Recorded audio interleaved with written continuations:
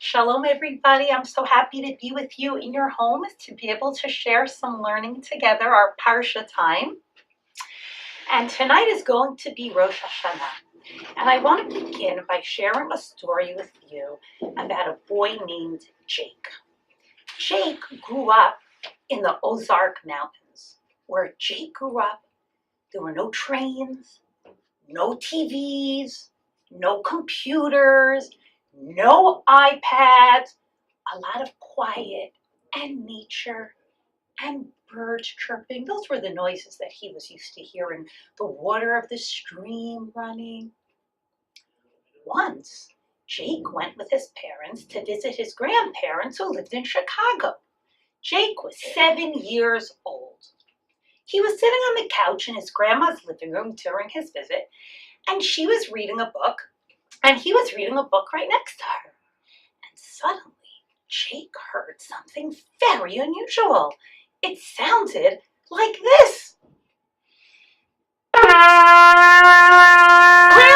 Grandma, what is that sound? And she said, she was in the middle of reading her book. She was a little distracted, and she said, well, when we hear that sound,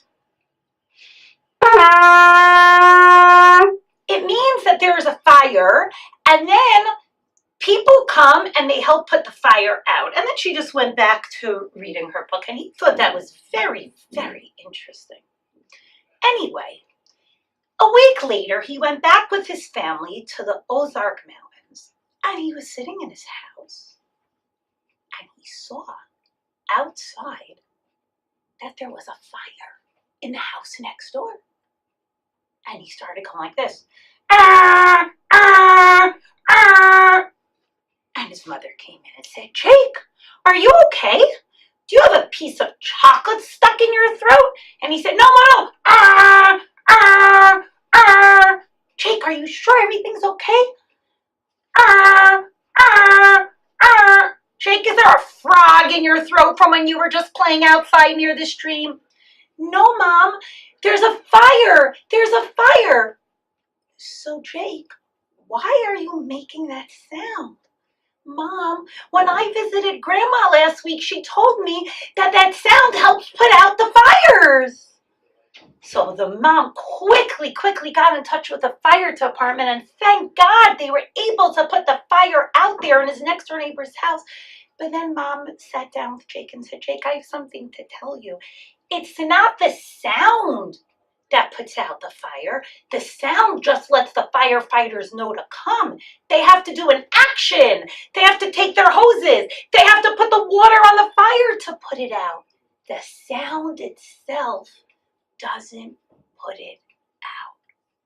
The Torah calls Rosh Hashanah Yom Teruah, because on Rosh Hashanah there's a special mitzvah to blow the shofar.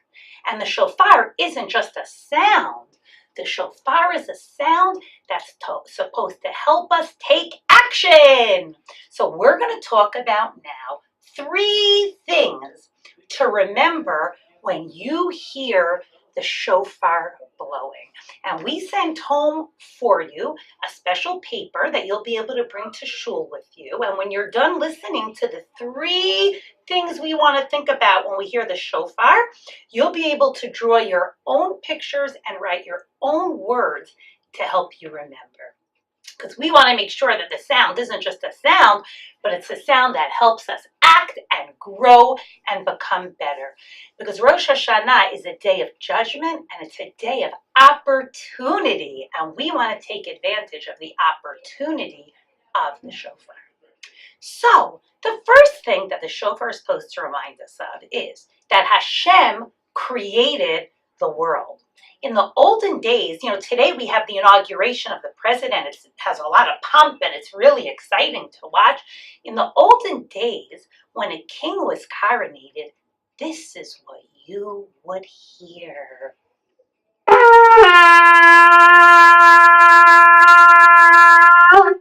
that showed, wow, a big event is happening. Here comes the king. And Hashem is the king of the world. Hashem finished creating the world on Rosh Hashanah, and on Rosh Hashanah we are saying, Hashem, we remember that you created the world and we're putting you at the center. We know that you are most important. So for example, if your dad says to you, could you please watch your sister for a few minutes in the playroom? Because I want to cook some food now and the stove is very hot. I don't want your 3-year-old sister near the stove. You might be thinking, I want to go play a game on my iPad now. But when we remember that Hashem created the world and Hashem is the king of the world and that we're putting Hashem at the center, it reminds us to make the right choices when we're living our life every day. So the first thing we want to remember when we hear the shofar is that Hashem created the world and that Hashem is the king of the entire world. The second thing that we want to think about when we hear the shofar blowing is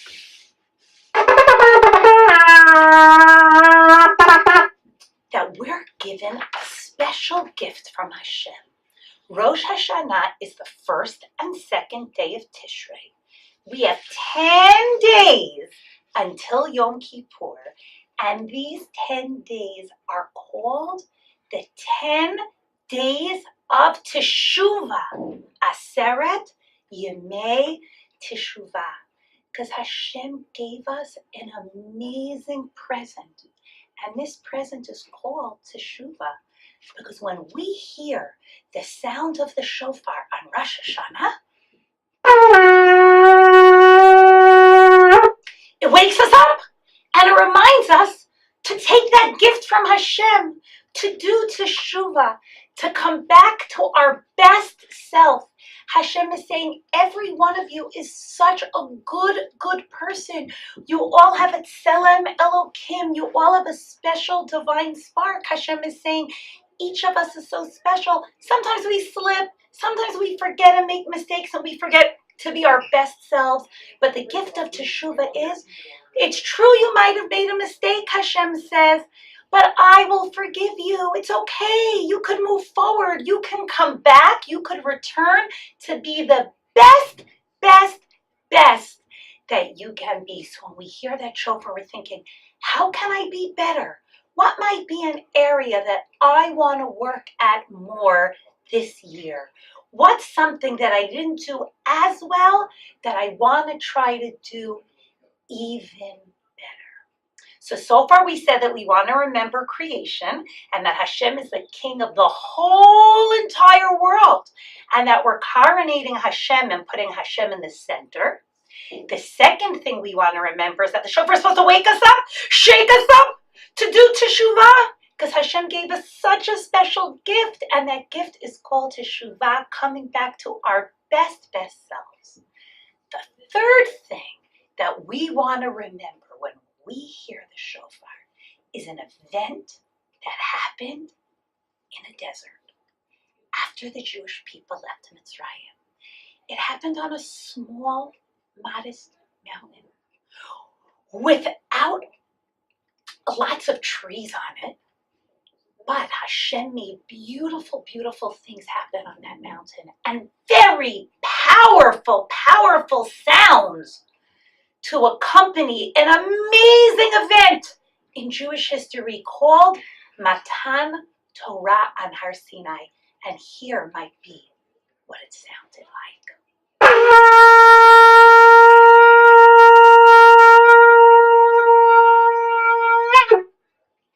And when we heard that sound of the shofar and we were so excited that we were receiving the Torah, we remembered 2 words that we said to Hashem. We said, Na'aseh v'nishma. I want you all to say that with me. Na'aseh v'nishma. Hashem, we will do and we will listen to everything you tell us. We are going to live our lives the way the Torah wants us to live our life. We're going to give honor to our parents. We're going to go get a cup of water for our mom when she walks in the door if she looks thirsty. We're going to honor our parents. We're going to speak respectfully to them. We're going to be kind to our friends. Na'aseh v'nishma. We're going to use nice words and not say bad or unkind things about other people. Because when we remember Har Sinai, we remember Na'aseh v'nishma, that we're going to do and we're going to listen. So when we hear the shofar and we think about Hashem creating the world, and we think about the gift of Teshuvah, and we think about the gift of Har Sinai, of Matan Torah, we remember to come back to our best selves with Hashem and the Torah at the center. And there's something that I want you to remember that I learned from somebody named Rav Yaakov Ariel. The day of Rosh Hashanah is called Yom Teruah. Listen to that sound now.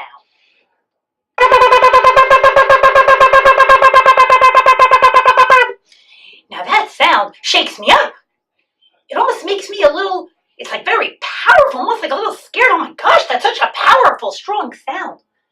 But listen to the sound that comes before the Shvarim Truah. Listen now to the Tekiah.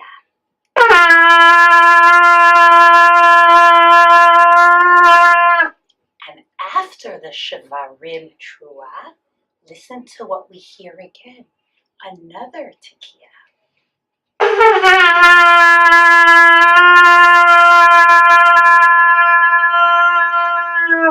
And when we finish blowing the shofar and shul, we finish with, listen up, the Tekiah Gedolah.